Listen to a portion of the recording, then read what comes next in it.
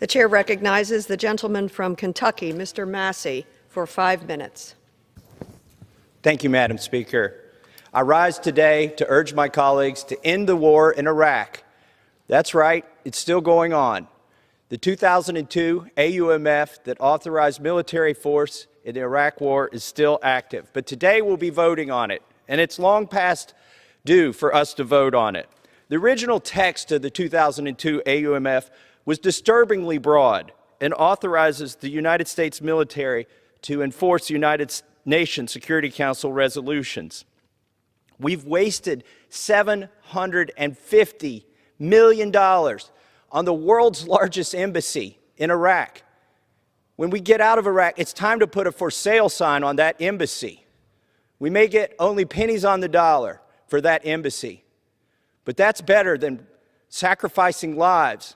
We don't want another Libya. We don't want another Benghazi to happen in Iraq. It's time to scale down the embassy, put what's there for sale, and bring our troops and our diplomats home. Saddam Hussein's regime was defeated in 2003. 2003, that's 18 years ago. Obama declared the Iraq war ended in 2011. But the AUMF was never repealed. And it gives a blank check to any current or subsequent administration to keep American soldiers in Iraq indefinitely, and puts us at risk of getting into another war if things escalate. By 2013, a majority of Americans believed that the Iraq war was a mistake. 4,586 U.S. soldiers have died in Iraq, lost their lives since the beginning of the war, and 32,000 have been seriously wounded or injured in Iraq since the start of the war.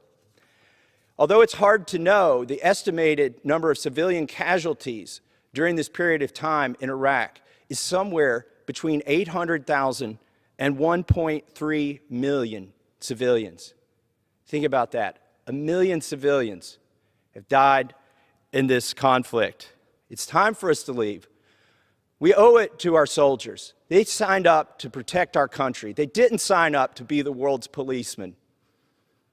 And I urge my colleagues to vote for this repeal of the 2002 Iraq AUMF today.